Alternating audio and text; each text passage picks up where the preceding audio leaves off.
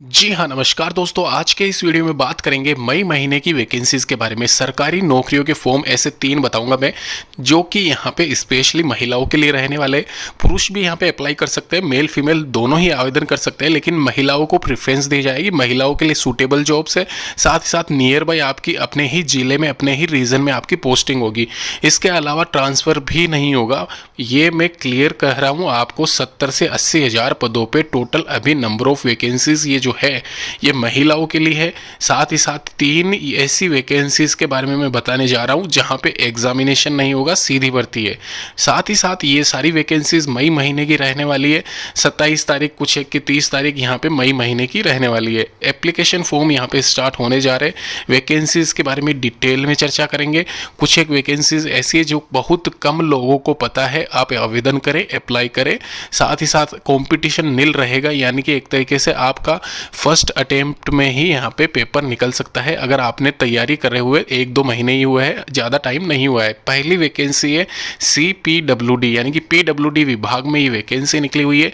Clerk और supervisor post के लिए महिलाओं को प्रेफरेंस दी जाएगी। ध्यान रखना 30 मई 2025 इसकी लास्ट डेट रखी गई है। इसके अलावा ये जो वैकेंसी है, यह वैकेंसी बिल्कुल फ्रेश वैकेंसी है। 2025 में मई महीने में ये निकलने जा रही है। इसके एप्लीकेशन फॉर्म यहाँ पे, ये जो वैकेंसी है अप्रैल में इसका टेंटेटिव जो भी नोटिफिकेशन है रिलीज हो चुका है।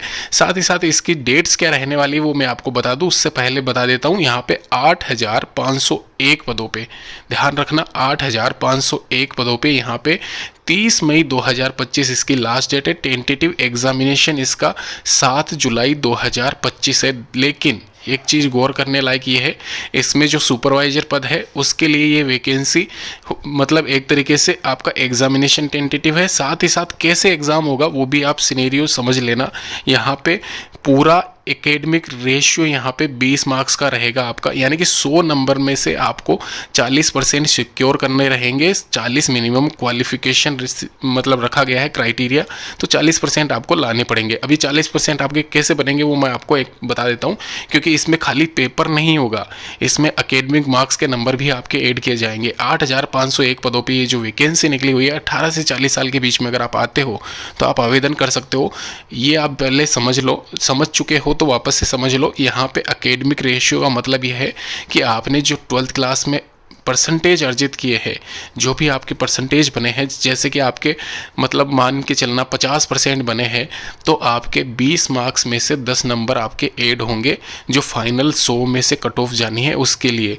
तो अगर आपके 100 में से 100 नंबर है तो आपके 100 में से 100 है के हिसाब से 20 मार्क्स आपके ऐड हो जाएंगे।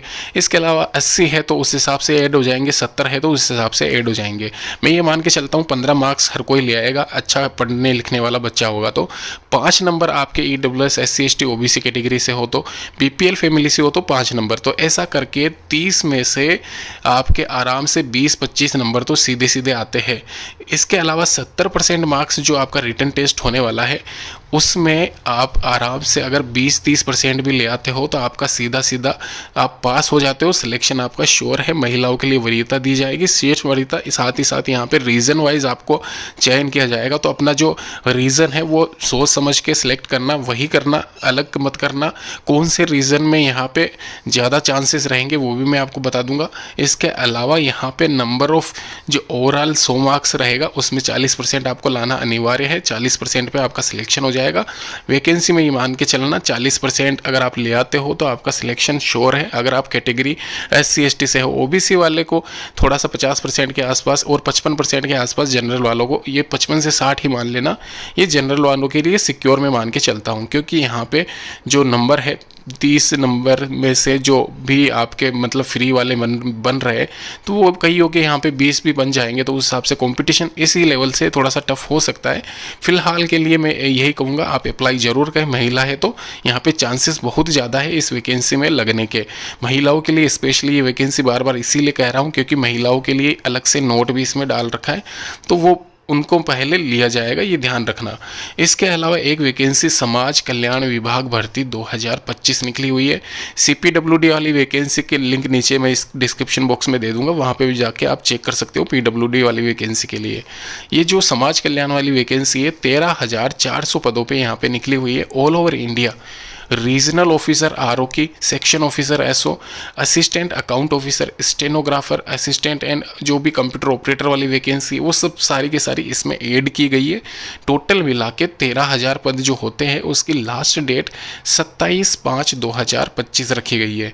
एप्लीकेशन फॉर्म स्टार्ट हो चुके हैं, नीचे लिंक दे दूंगा, वहाँ पे जाके चेक कर लेना कैसे आवेदन करना वो भी बता दूंगा मैं। 3,150 पद जो है manager data central operational department में है, जो कि एक तरीके से मेन ब्रांचेज में ही आपकी पोस्टिंग रहेगी। इसके अलावा आपकी जो नीचे पोस्ट देख रहे हो ग्रेड सेकंड वाली असिस्टेंट, जिसको क्लर्क पोस्ट भी कह सकते हो आप, इसके अलावा कंप्यूटर ऑपरेटर, ये दोनों आपके लिए काम की है फ्रेशर्स के लिए। अगर आपने हाल ही में ग्रेजुएशन करी है या 12th क्लास पास की है तो ये दोनों वैकेंसीज काम की है। ऊपर वाली जो मैं बता रहा हूँ इसमें थोड़ा सा एक्सपीरियंस काउंट रहेगा। वेब डेवलपर वाली जो मैं बता रहा हूँ इसके लिए भी थोड़ा सा आपको यहाँ पे डिप्लोमा या डिग्री जो भी स्पेशल IT डिपार्टमेंट से है वो रहेगा। रीजनल डिस्ट्रीब्यूटर में आपका डिस्ट्रीब्यूशन जो भी 2 साल का एक्सपीरियंस इसमें मांगा गया है वो भी आपका रहेगा। तो आपके काम की जो वैकेंसी होने वाली है वो 3 वैकेंसीज है। एक तो ये नंबर 1 460 पदों पे असिस्टेंट मैनेजर वाली फ्रेशर्स के लिए मौका है, ग्रेजुएशन वाले।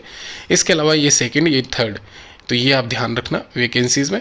ऊपर वाली वैकेंसीज़ पे भी जान सकते हो मैनेजर वाली पोस्ट के लिए, डेटा सेंट्रल ऑपरेशन के लिए, क्योंकि वहाँ पे एक्सपीरियंस बहुत से लोगों के पास में रहता है। लेकिन फ़िलहाल के लिए तीनों वैकेंसीज़ मैंने आपको बता दी है, तो इन पे आप ज़्यादा ध्यान रखें, आराम से आपका सिलेक्शन हो जाएगा। इसके अलावा एक और चीज़ मैं आपको इस वैकेंसी की बता देता हूँ, ध्यान रखना। यहाँ पर जो महिला और पुरुष अभ्यर्थी आवेदन कर रहे हैं तो वो यहाँ पे असिस्टेंट ग्रेड सेकंड पोस्ट के लिए आवेदन करें, क्योंकि यहाँ पे कट ऑफ बहुत कम जाएगी।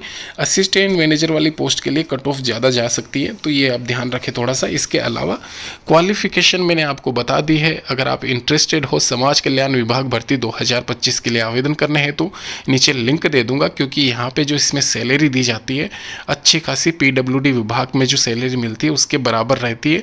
यहाँ पर आप देख लीजिए जो मैं आपको बता रहा हूँ। यहाँ पे ध्यान रखना, एक और चीज़ मैं असिस्टेंट ग्रेड सेकंड के लिए बता दूँ, यहाँ पे जो आपकी नियुक्ति की जाएगी इस पद के लिए वो आपके अपने नियर बाई जो भी 100 रीजन मतलब सॉरी यहाँ पे 100 किलोमीटर रीजन के दूर आपको नहीं भेजा जाएगा पुरुषों की, तो और यहाँ पे महिलाओं को जिले के बाहर नहीं भेजा जाएगा। ये यहाँ पे इसमें साफ नोट लिखा हुआ है। तो अगर आप यहाँ पे आराम से मतलब एक तरीके से परसेंटेज के हिसाब से बताऊं तो 50-60% के आसपास ले आओ, आपका सिलेक्शन आराम से हो जाएगा, इससे ज़्यादा नहीं होगा।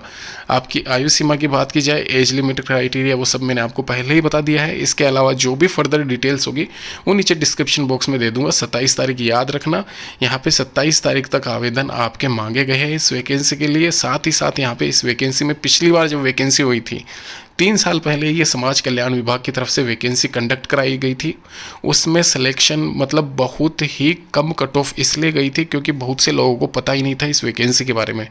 तो ये थोड़ा सा मैं आपको इसलिए इस बार बता रहा हूँ, आप अप्लाई कर देना। ये ऐसी वैकेंसीज कब आती है कब निकल जाती है पता ही नहीं चलता है। एक और वैकेंसीज के बारे में बताता हूँ।